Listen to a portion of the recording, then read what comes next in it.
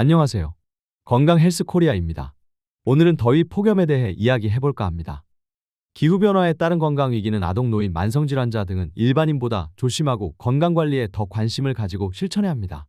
특히 지난해 여름은 잘 넘어갔으니 이번에도 괜찮을 거라는 장담은 하지 말아야 합니다. 체온 조절이 어려운 아동과 노인층, 만성질환자는 바깥 활동을 하다 위험한 순간을 맞을 수 있습니다. 고혈압, 당뇨, 심장질환자는 역시 이 시기를 조심해야 할 점이 많습니다. 일반인도 견디기 어려운 폭염은 만성질환자에게 독과 같습니다. 폭염 시기 아동, 노인, 만성질환자가 주의하고 실천해야 할 건강관리법을 전문가들에게 들어봅시다. 폭염이 이어지면서 건강 취약계층인 아동, 노인, 만성질환자의 여름철 건강관리가 매우 중요해졌습니다. 서울아산병원에 따르면 폭염으로 인해 생기는 온열질환은 지병이 있거나 가난하고 연고가 없는 노인에게 치명적입니다. 나이가 들수록 체온 조절 기능이 약해지고 온열질환을 인지하는 능력도 약해지므로 고체온증의 위험이 늘어납니다. 의식이 처지고 탈수 증상이 나타날 가능성이 높아집니다. 자신도 모르는 새 나타나는 탈수는 심내혈관 질환 등 만성질환을 앓는 노인들에게는 증상을 악화시킬 수 있어 특히 주의해야 합니다. 야외 활동에는 양산 모자, 물을 갖고 다녀야 합니다. 노인들은 심한 기온차로 무기력과 식욕 감소 증상이 생길 수 있습니다. 의식하지 않은 사이 호흡과 땀을 통해 수분이 계속 배출되기 때문에 조금만 움직이거나 걸어도 탈수 증상이 올 수 있습니다. 실내 온도가 높으면 가만히 있어도 땀을 계속 흘리게 됩니다. 이때 충분한 수분 공급과 영양 보충이 되지 않으면 전체적인 면역력이 급격히 떨어집니다. 소변량이 현저히 줄어들고 평소보다 화장실을 덜 간다면 탈수를 의심할 필요가 있습니다. 밤에 깊은 잠이 안 오며 피곤이 쌓이면 무력감은 더해집니다. 폭염 때 야외 활동을 하는 경우에는 15에서 20분마다 한 컵의 물이 적당합니다.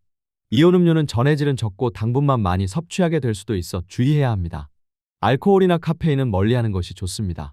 체감온도가 최고조인 오후 12시에서 5시 사이에는 야외 활동을 피하고 운동량을 줄이고 선선한 저녁이나 아침을 이용해 짧은 산책 정도를 권장합니다. 여름철 야외 활동 때 양산, 책 넓은 모자, 물을 갖고 다닙니다. 현기증, 메스꺼움, 두통, 근육경련 등이 나타나면 시원한 곳에서 쉬면서 시원한 음료를 천천히 마시는 게 좋습니다. 노인들에게 여름밤은 덥고 잠 못 들어 괴롭습니다. 심할 경우 수면제 복용을 생각하는데 수면제 사용은 잠시 동안은 분명 효과적입니다. 하지만 장기간 사용은 금단 증상과 의존 위험이 있기 때문에 권장하지 않습니다. 수면제 복용은 노인에게 여러 부작용을 낳습니다. 전문의와 상담하고 처방받아야 합니다. 심장질환자는 저녁에 활동하는 게 좋습니다. 고온과 습한 날에는 일어설 때 머리가 어지러운 경우가 있습니다. 기립성 저혈압은 여름에 많이 발생합니다. 서울아산병원 교수에 따르면 고혈압 환자가 평소 감압제를 복용하고 있다면 기립성 저혈압이나 혈압 하강에 따른 증상을 더 느끼기가 쉽고 심한 경우 실신이나 낙상을 유발할 수 있습니다.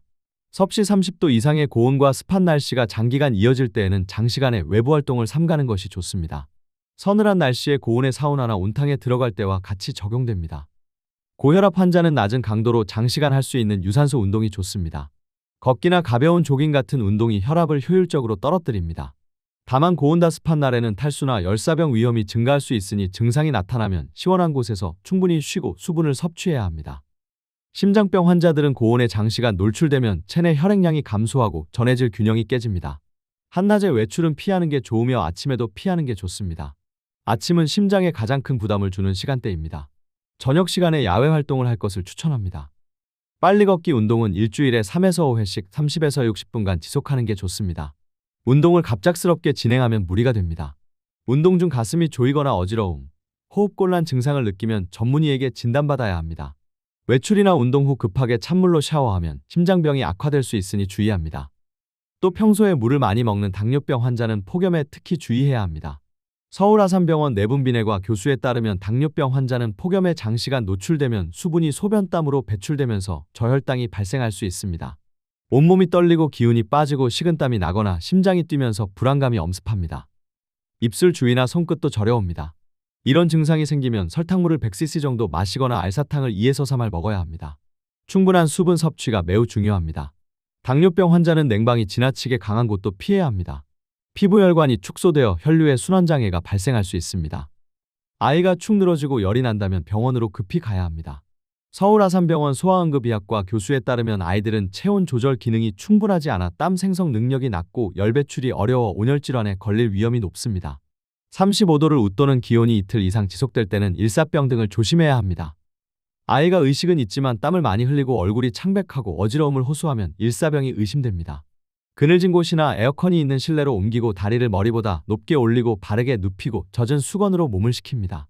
의식이 흐려지고 어지러움을 계속 호소하면 응급의료센터로 옮깁니다.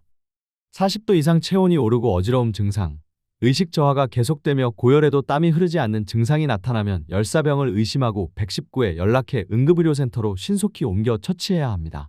물놀이 후 귀에 통증, 먹먹함, 울림, 이명, 청력감소, 발열, 구토 등 증상이 나타나면 중이염 가능성이 높습니다. 귀가 아프고 열이 난다면 해열진 통제를 먹여도 좋습니다. 열이 조금 내리고 통증이 잠잠해지면 얼음 주머니나 수건으로 아이의 귀를 5분 이내로 냉찜질해서 편안하게 해줍니다. 자가 처치해도 아이가 심하게 통증을 호소하거나 열이 떨어지지 않는다면 진료를 받아야 합니다.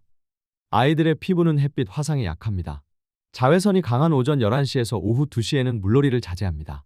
물놀이를 20에서 30분을 하면 20분 정도는 그늘에서 쉬게 하고 피부 보습제나 자외선 차단제를 덧발라주는 것도 좋습니다. 물집이 잡히면 바로 병원을 찾아야 합니다. 더위 폭염에 대해 나누고 싶은 아이디어가 있으면 댓글에 남겨주시길 바랍니다. 지금까지 건강 헬스 코리아였습니다. 영상 봐주셔서 감사합니다.